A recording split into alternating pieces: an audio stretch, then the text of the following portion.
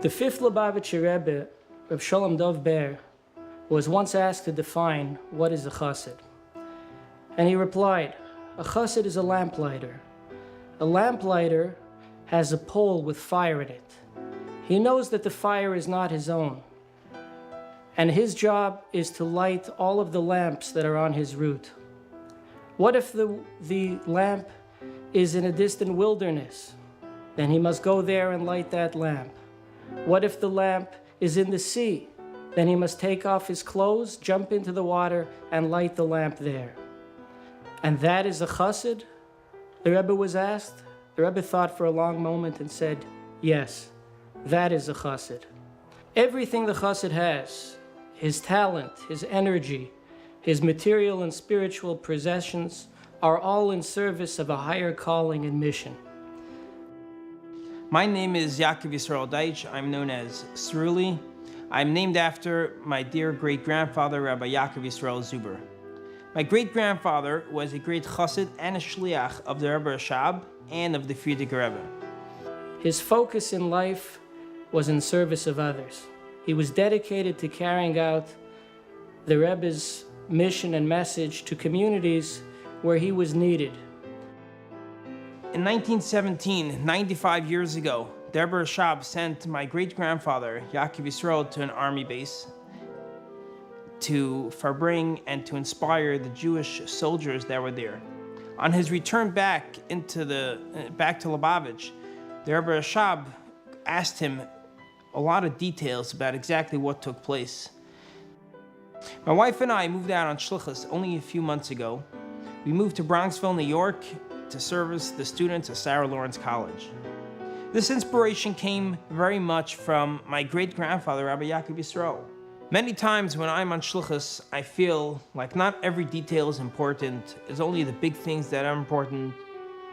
But then, I remember the great story that I heard many, many times of our dear great-grandfather.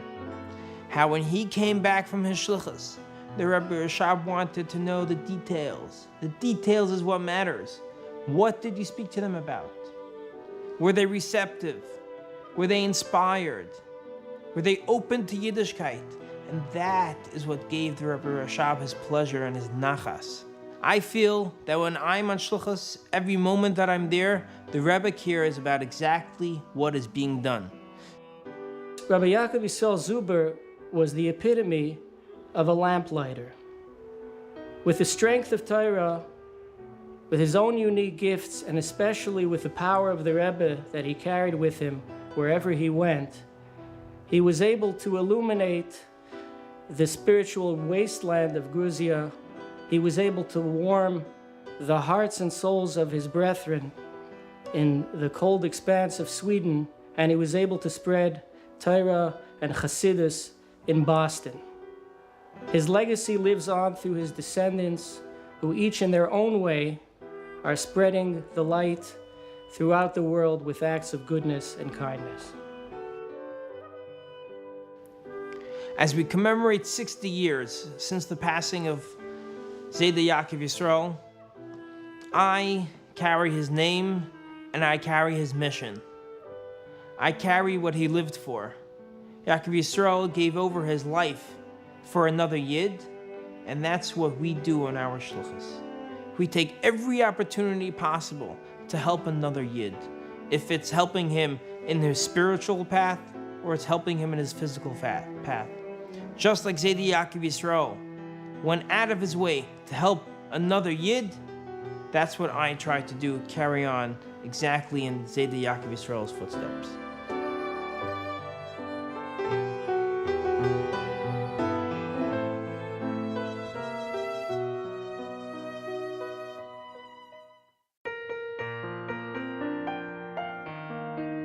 In 1894, my newly married grandparents, Reb Menachem Mendel and Shana Oken Zuba'er, settled in the city of Chedrin in White Russia. Poverty was rampant. Jews were restricted to live in a designated area called the Pale, and ownership of land was forbidden. In 1844, the third Chabad Rebbe, the Tzemach Tzedek, founded Chedrin, the first Jewish agricultural settlement in Russia. Many occupations and commercial enterprises were unobtainable for Jews, and owning land and engaging in agriculture vastly improved life of the Hasidim. The Chedrin settlement flourished, and the Tzemach Tzedek received much praise from the Minister of Interior and the title Honorary Citizen. In 1827, Tsar Nicholas I issued the Cantonist Edict to enforce the unification of his country through Russification. Young Jewish boys, even as young as 9 years old, were literally kidnapped from their villages and forcibly enrolled in cantons, military schools, until the age of 18, and then forced into military service for a total of 25 years. The hope of the Tsar was that the young men would forget their Jewish heritage and become loyal Russian citizens. The settlement of Chedrin was an effective countermeasure, as the boys could be protected from the kidnappers, and thus the Hasidim were anxious to settle here. In 1896, my father, Reb Yaakov Yisroel Zubער, the second of 11 children, the first son, was born here. His first teacher was his father, Reb Menachem Mendel, a Melamed and a Shochet.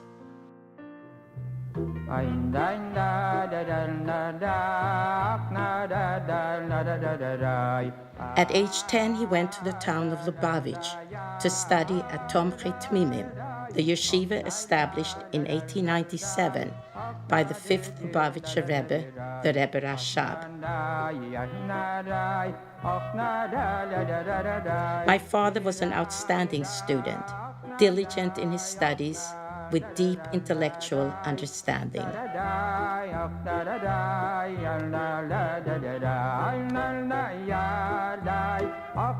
Life was filled with hardships.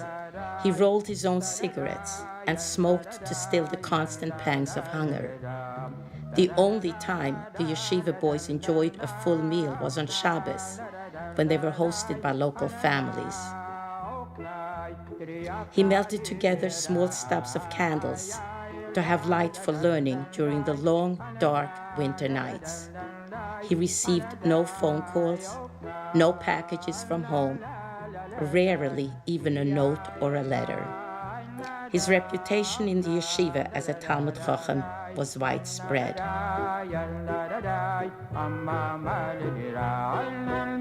In 1917, during the Bolshevik Revolution, at age 22, he was sent as a shliach by the Rebbe Rashab to an army base to celebrate Purim with Jewish soldiers.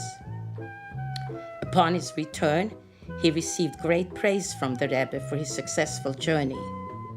A doctor subsequently placed his arm in a cast as camouflage, and thus he was exempt from army duty in that treacherous time period.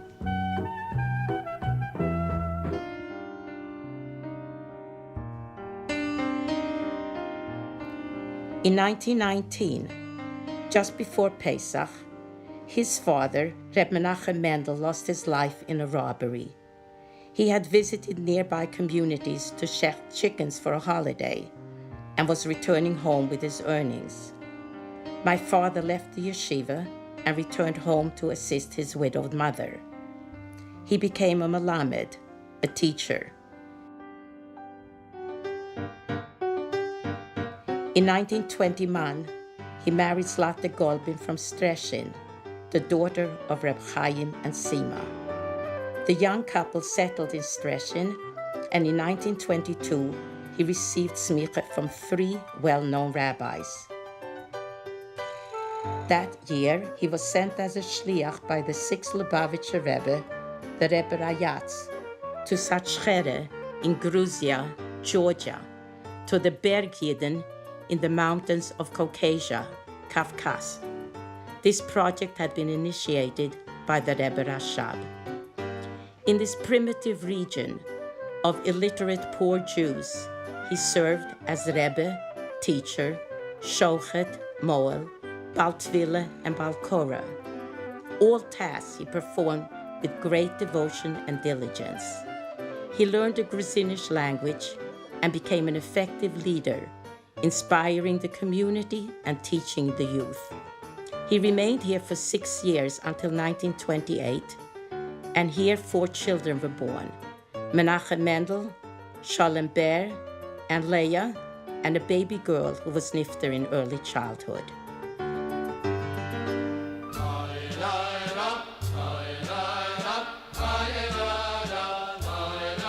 After his release from jail and his subsequent trip to Israel and the United States, in 1927, the Rebbe Rayatz encouraged the Hasidim to relocate to the United States.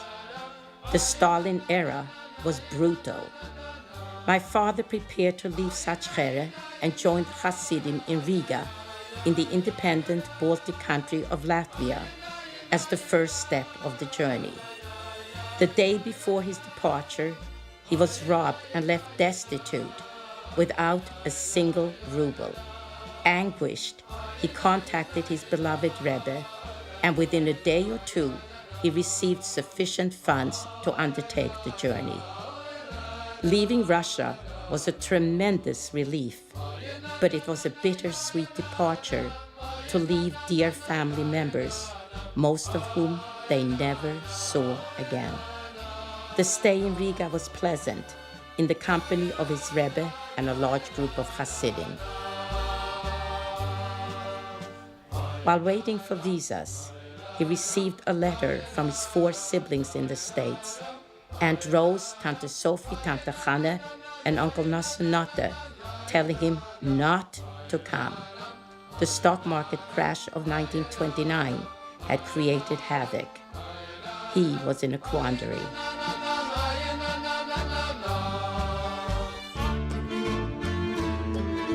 In 1931, a committee arrived in search of a rabbi for the only Orthodox shul in Stockholm, Sweden, Adas Yisrael. They were seeking a multi-talented individual who could be a leader, Rebbe, Baal Korah, Baal Tvila, Shochet, Mohel, someone with all the qualifications that he possessed and had utilized in Sachkhere. With the encouragement and blessings of the Rebbe Rayatz, he crossed the Baltic Sea to Stockholm on an overnight journey on a ferry ship. He was a great Torah scholar and also had a good knowledge of math and science, and was familiar with many aspects of Jewish European history. Scandinavia, however, was unknown to him, for this area had never played an important role on the Jewish scene. The trip was highly successful. The congregants, Yiddish-speaking Russian and Polish Jews, with a few Balabatim of German descent, were warm and welcoming.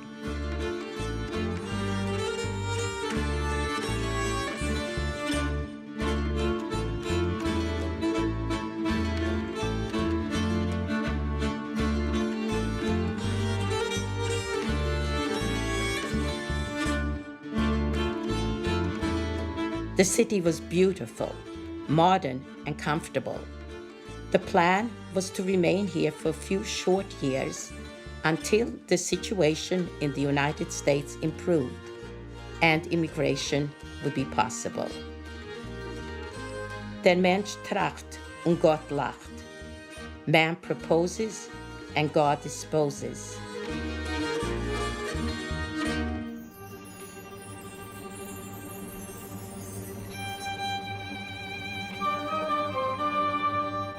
In 1933, Hitler was elected Chancellor of Germany.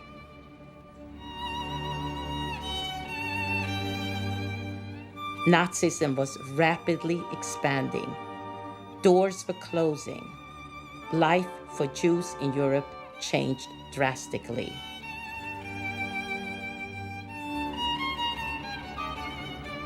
His position as Rav was challenging and fulfilling. Economically, life was good, and Sweden was spared the horrors of the Holocaust. It was, however, a very lonely existence, without extended family, without his beloved Rebbe and Hasidim, and with very few Torah scholars. There were two major highlights. In 1937, my father attended the last pre-war Agudas Yisrael conference in Marienbad, where the most prominent leaders of European Jewry assembled. In 1940, he was filled with joy when the Rebbe Rayatz and his entourage stayed in Stockholm for several days, the first stop on their journey to New York. My father played a very important role in Sweden during and after World War II.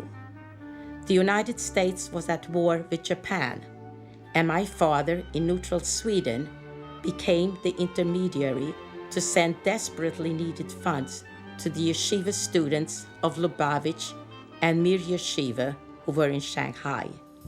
He helped supply visas to countries in South America. His home was a haven, open to all refugees as they were escaping Europe. There were no kosher restaurants in the city, and in the Zubער home, one could find food, advice, and encouragement. When the Danish Jews were rescued on the fishing boats, our home was filled with additional guests for Shabbos. The children from the German kinder transport became frequent guests in our home, and Avi, a 10-year-old Finnish boy, lived in our home for 2 years after escaping from his country.